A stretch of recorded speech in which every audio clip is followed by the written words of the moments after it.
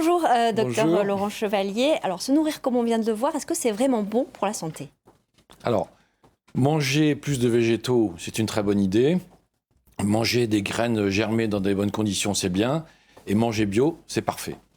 Alors, est-ce que vous prônez le végétarisme ou le vegan? Est-ce que il y a des contre-indications à ces régimes-là? Alors, il y a vraiment deux choses différentes. Le végétarisme, eh bien, vous mangez des végétaux, mais vous mangez aussi des produits animaliers, comme par exemple des œufs, du fromage, différents produits laitiers. C'est une bonne idée. On s'est aperçu sur le plan aussi scientifique que c'était une alimentation qui pouvait protéger contre les maladies cardiovasculaires. En revanche, en ce qui concerne le véganisme, on n'a aucun produit d'origine animale. Rien du tout. Donc on n'a que des végétaux. Et là, on a deux types de soucis. Le premier souci, c'est avec une vitamine qui s'appelle la vitamine B12, qui est nécessaire pour la fabrication des globules rouges, tout à fait indispensable. On la trouve dans les produits animaliers, un tout petit peu dans les produits végétaux, mais on n'a aucune étude qui nous montre que ça permet de couvrir les besoins. On en trouve un peu dans la spiruline, on en trouve un petit peu dans les graines germées, dans certaines algues, mais c'est quelque chose pour lequel on a beaucoup d'interrogations et souvent c'est une forme qui est peu active. Et puis ensuite, on a aussi des déficits d'apport potentiels en protéines.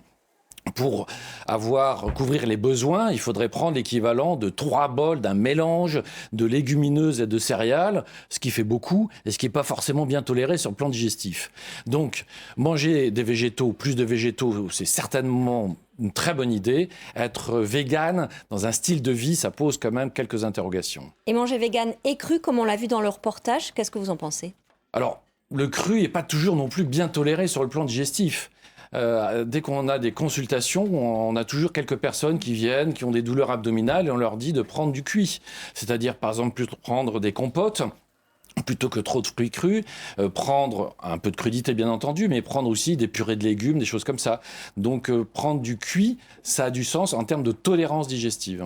Alors, si on est parent d'enfants et qu'on est vegan, est-ce qu'on peut appliquer ce régime à nos enfants aussi?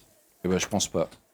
Je pense que là, il y a un vrai problème, effectivement, et peut-être qu'un jour, les enfants des véganes se révolteront, puisqu'on leur interdit de prendre, d'une certaine manière, un simple œuf à la coque, un peu de fromage. Donc je pense qu'il y a un vrai problème par rapport à ça. Il y a Un problème de quel ordre? Ben, pour le développement de l'enfant, on a besoin, il ne faut pas oublier qu'on est des mammifères omnivores. Donc c'est certain qu'on a consommé trop de viande, trop de charcuterie, trop de choses comme ça c'est certain. Mais en même temps, il ne faut pas être dans un radicalisme de mauvaise aloi qui peut poser des problèmes en termes de croissance pour les enfants. Et ce qui nous soucie beaucoup, nous préoccupe beaucoup pour nous, médecins.